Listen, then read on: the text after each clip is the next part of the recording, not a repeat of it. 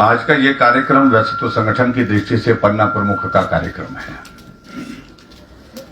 पन्ना का मतलब आप लोगों ऐसा नहीं है कि कोई पन्ना लाल का काम है।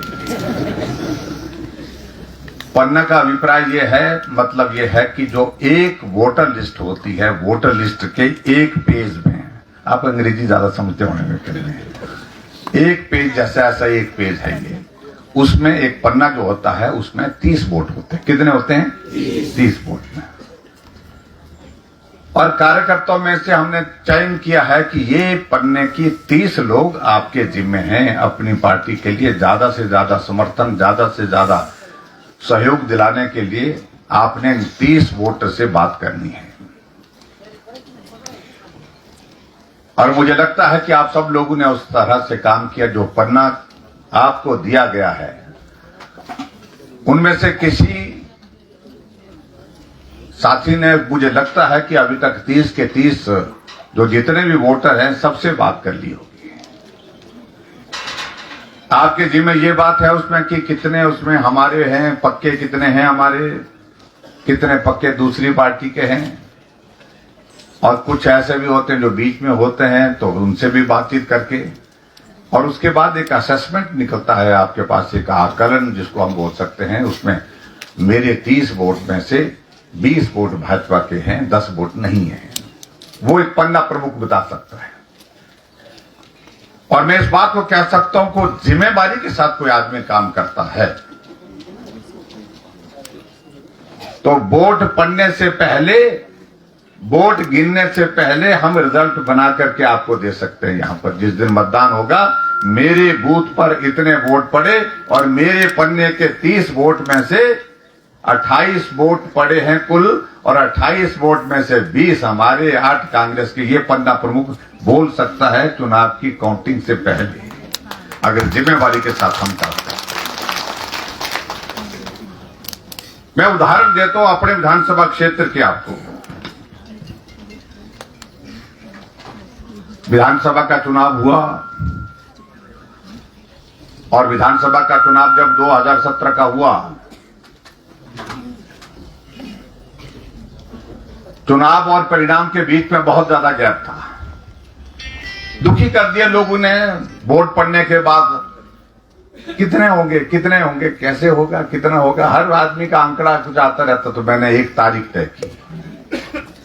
मैंने कहा इतनी तारीख को आप अपने अपने पोलिंग बूथ पर बैठक करो, सब पन्ना प्रमुखों को भी बुलाओ, पार्टी के कार्यकर्ताओं को भी बुलाओ, और कितने वोट आपके वहां से पोल हुए उसकी पूरी डिटेल बना करके पोलिंग बूथ की।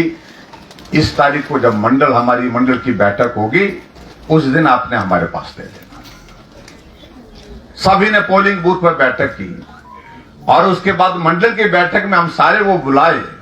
बुला करके जब वहां पर उन्होंने वो सारा आंकड़ा दिया, आंकड़ा देने के बाद हमने वो रख लिया। अब मैं आपको कह रहा हूं कि आप हैरान होंगे, जब वोटों की गिनती हुई, जितने वोट उस हमको बताए गए थे इतने वोट पड़ेंगे, तो वोट का अंतर 120 वोट का, सिर्फ 120 वोट का अंतर आया। ये पन्ना प्रमुख कर सकते हैं।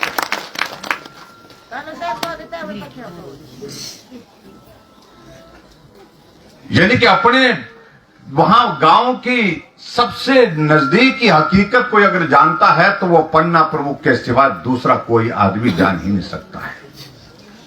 इसलिए ये काम बहुत महत्वपूर्ण है। इसलिए आपके जिम्मे ये दिया गया है, ये 30 आदमी आपके पास, 30 वोटर आपके जिम्मे हैं। और इसमें से आप देखिए कि कितने वोटर ऐसे हैं जिन वोटर को आदरणीय प्रधानमंत्री के माध्यम से किसी योजना का लाभ मिला हो। यानी कि लाभार्थी कौन कौन है? लाभार्थी का मतलब है किसी को प्रधानमंत्री आवास योजना का घर मिला होगा, किसी को किसान सम्मान निधि मिली होगी, किसी को शौचालय मिला होगा, किसी को किसी दूसरी योजना के अंतर्गत कोई लाभ मिला होगा। और उसके साथ साथ में उन लोगों को आपने जरूर संपर्क करना है, ये मेरा विनम्र निवेदन है। और उसके अलावा इस बात को भी देखो कि भारतीय जनता पार्टी की सरकार जो 5 वर्ष हिमाचल प्रदेश में रही और 5 वर्ष की योजना में 5 वर्ष की सरकार में जिन योजनाओं का लाभ उस 30 पेज के पन्ने में जो लोग हैं उनको किस किस योजना को मिले। किसी को हिमकेयर का लाभ मिला होगा, किसी को गृहिणी सुविधा का लाभ मिला होगा, किसी को सहारा योजना के अंतर्गत लाभ मिला होगा, किसी को जो है हमने जो पेंशन जो है 80 साल से 60 साल तक पेंशन कर दी उसका लाभ मिला होगा, यानी कि किसी को शगुन योजना का लाभ मिला होगा। तो आप उनसे बात कर सकते हैं कि आपको ये लाभ हमारी सरकार ने दिया है, हमारी पार्टी की सरकार ने दिया है, हमारी नेता ने दिया है, इसलिए आप सब हमारा सहयोग करिए। मेरी बात समझ गए ना? समझ तो सब हैं रूडू वाले, लेकिन तो उस वक्त पता नहीं कहां गड़बड़ हो जाती है। मैं उत्साहित होकर के जाता हूं रोडू से, बहुत खुश होकर के जाता हूं, लेकिन वो खुशी मेरी बहुत लंबी नहीं होती है। जब दिन रिजल्ट निकलता है तो गड़बड़ हो जाता है। क्यों छोड़ते इस कमी को आप लोग? बहुत हो लिया, बहुत चले, दुनिया कहां पहुंच गई।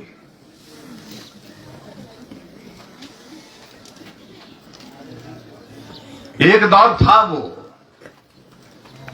जब एक भावनाओं से जुड़ा हुआ एक नेतृत्व आप सबके बीच में था। अब उस पार्टी में ही उस नेतृत्व के प्रति भावना का और सम्मान का अभिप्राय नहीं रह गया, सम्मान नहीं रह गया, भावना नहीं रह गई। और इसलिए मैं आप सबके बीच में यही कहना चाहता हूं, अब थोड़ा मुझे लगता है कि हमको दुनिया देश को भी देख करके आगे बढ़ना चाहिए। ये मेरा आप सबसे विनम्र है। उनके प्रति सम्मान आपका भी हमारा भी है,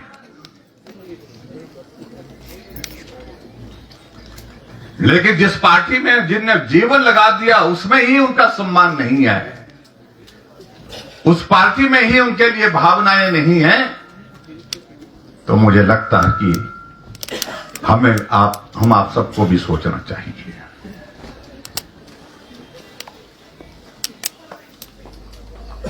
बहुत सारे लोग बहुत बातें करते हैं, भाई थोड़ा कम कर दो, टीटिंग कर रहा था तो थोड़ा, हाँ थोड़ा इसका लगता है हमें कोई।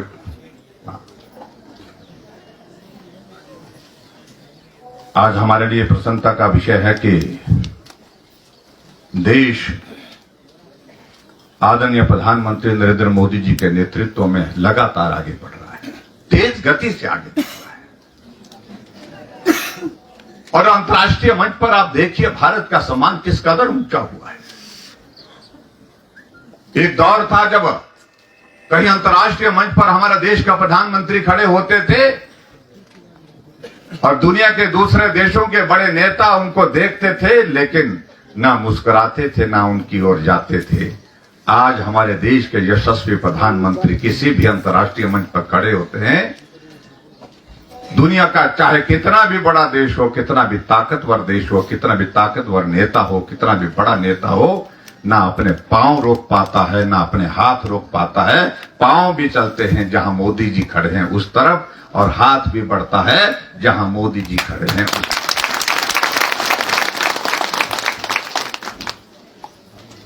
सम्मान और स्वाभिमान के साथ भारत खड़ा है। जिस अंतर को समझाने की आवश्यकता है,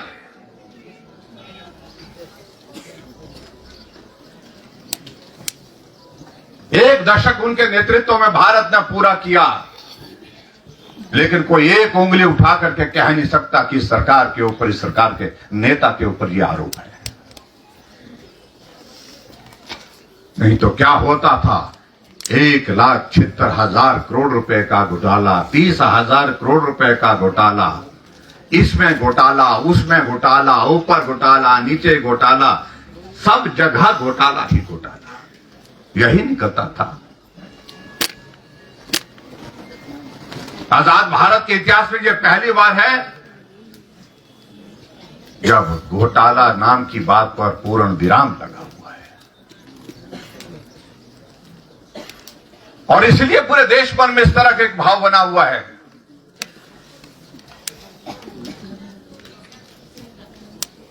कि यही नेतृत्व, सही नेतृत्व, यही सरकार, सही सरकार, यही वक्त, सही वक्त, इस भाव के साथ पूरा देश आगे बढ़ चुका है। मैं जिक्र करता हूं, हम हमेशा करता हूं मैं जिक्र, हम राष्ट्रीय अधिवेशन में गए थे दिल्ली अभी, या मंच पर बैठे सब नेता, उसमें मुझे लगता है कि अधिकांश दिल्ली में थे उस कार्यक्रम में। और उस अधिवेशन में जब समापन पर मोदी जी बोलने के लिए उठे, उन्होंने एक बात का जिक्र किया कि इन 10 वर्षों में जो भरोसा, जो विश्वास हमने कमाया है, मैं इस बात को दावे के साथ कह सकता हूं, शायद ही कि इस देश के किसी प्रधानमंत्री, किसी पार्टी के प्रति इस प्रकार का भरोसा हुआ होगा, विश्वास रहा होगा। और इसका उदाहरण दिया उनने।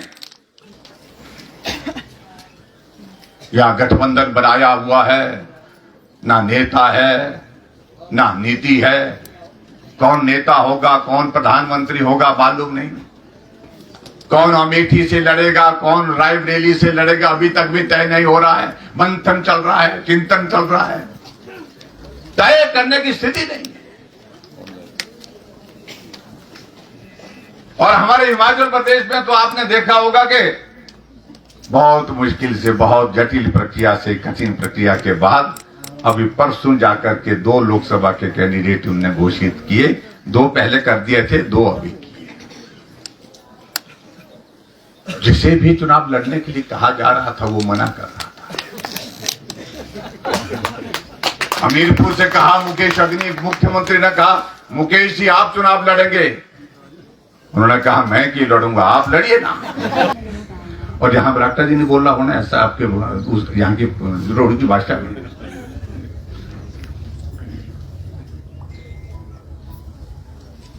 विधानसभा के चुनाव से पहले कहा फार्म भरो, 1500 रुपए मिलेंगे।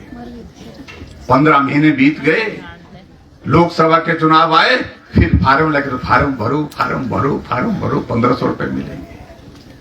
आगे कोई और चुनाव आएगा तो फिर बोलेंगे फार्म भरो, फार्म भरो। अब की बार उनका ही फार्म भरना, उनको ही पेंशन लगा देंगे। और लगनी है, पेंशन ही लगेगी और कुछ नहीं हो सकता, उनको पेंशन लगा करके ही छोड़ेंगे। ये पूरे देश भर में तय करेंगे। कितनी बार आप माताओं बहनों को जलील करते रहेंगे? क्या ये समझ रखा कि 1500 रुपए का लालच आप हर बार देते रहेंगे और देंगे नहीं और उनसे वोट लेते रहेंगे? आखिरकार माताओं बहनों का भी सम्मान है और अब की बार सम्मान के साथ खड़ी है। उन्होंने कहा ये फार्म अपने पास रखिए, अब की बार हम ही आपको पेंशन लगाने का इंतजाम करेंगे। ये हकीकत ये होने वाला है।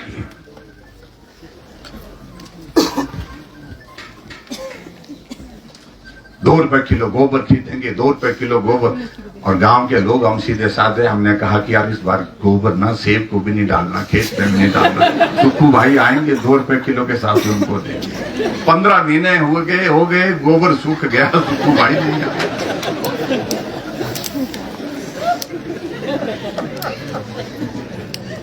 अब क्या करें, अब हमने तो बोला नहीं है, फिर बोलते हैं कि जयराम बोलता है, जयराम बोलता है।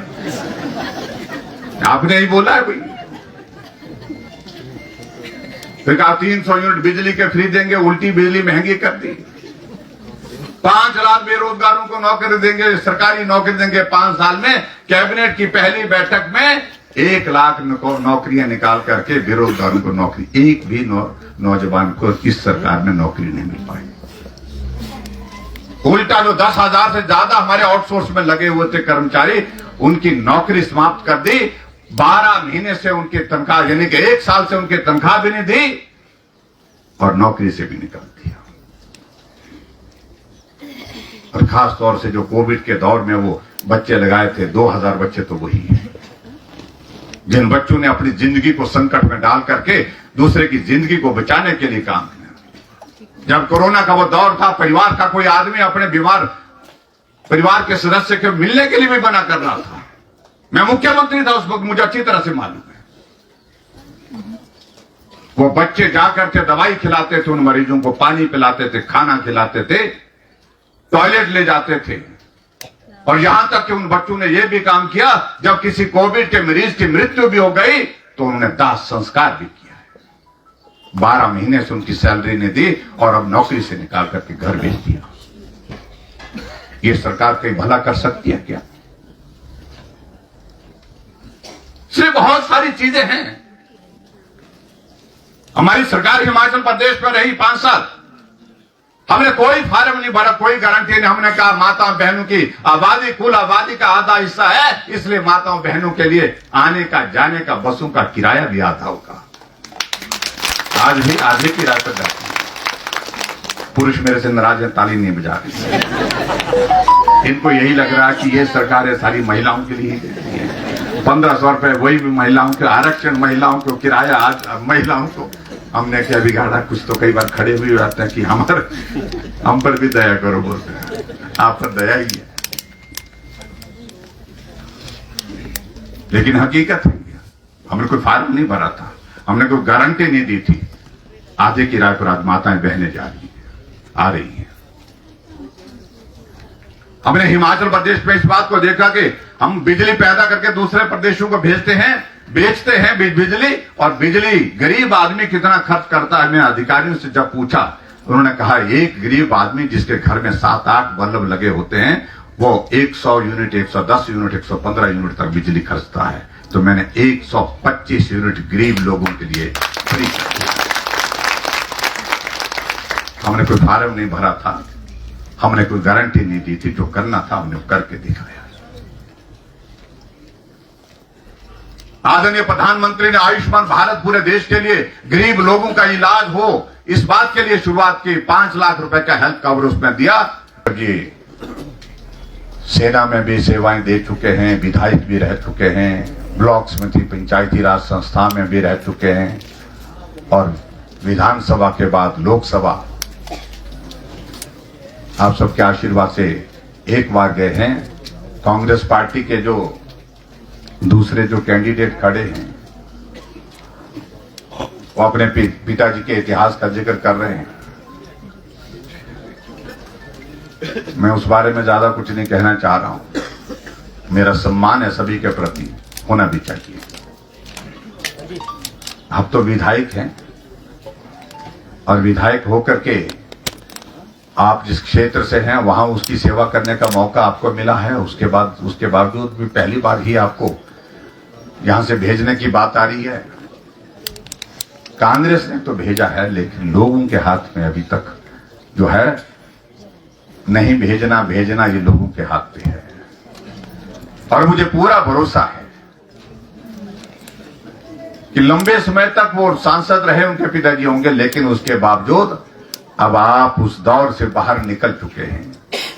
आपने भाजपा का सांसद यहां पर वीरेंद्र कश्यप जी को 2 बार बनाया, सुरेश कश्यप जी को तीसरी बना लिया, और अब की बार जिसको बोलते हैं चौथी बार फिर भाजपा की बारी है। भाजपा ही जीतनी चाहिए। आप सबका आशीर्वाद चाहिए, आप सबका सहयोग चाहिए, और मुझे पूरा भरोसा है आपका सहयोग मिलेगा। और ये काम आप सबके ऊपर है। जो पन्ना प्रमुख जिनका हम जिक्र कर रहे हैं, जिनके जिम्मे ये 30 वोट है, आप आज से टिक मारना शुरू कर दिए कि ये मेरा पक्का है, ये मेरा पक्का है, ये मेरा पक्का है, और ये कच्चा है। उस कच्चे वाले से बात करो। अगर आपको लगता है कि हमको बात करें, हमको बोलो, हम करेंगे। सुरेश कश्यप जी करेंगे, वर्मा जी करेंगे, कोई भी पार्टी के, कोशिश करिए। और मुझे पूरा भरोसा है कि जीत भाजपा की होगी। और भाई सुरेश कश्यप जी बहुत बड़े बहुमत के साथ, जितना बहुमत पिछली बार था उससे भी ज्यादा बहुमत के साथ अब की बार फिर लोकसभा पहुंचेंगे। और जो देश के लिए जो नारा दिया है, देश के लिए जो नारा दिया है, अब की बार 400 पार, अब की बार 400 पार, अब की बार 400 पार। और हिमाचल प्रदेश के लिए क्या नारा दिया है? अब की बार, अब की बार, अब की बार, ये प्रदेश के लिए। और रोडू के लिए क्या देंगे?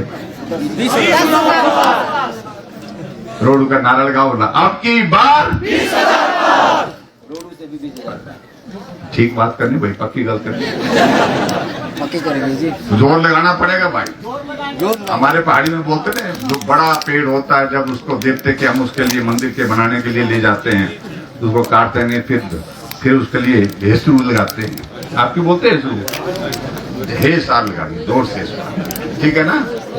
हाँ, तो इसलिए मेरा आप सबसे यही निवेदन है कि बड़े ताकत के साथ, जोर के साथ हम सब लगेंगे और उसके बाद फिर यहाँ गीत गाएंगे जो हम हमेशा जब भी जाते हैं कार्यक्रम में जाते हैं, जब कार्यक्रम का कल्चर प्रोग्राम का जब समापन होता है तो एक गीत जोरदार ढंग से आता है, रोड जाना मेरी अम्मी रोड जाना।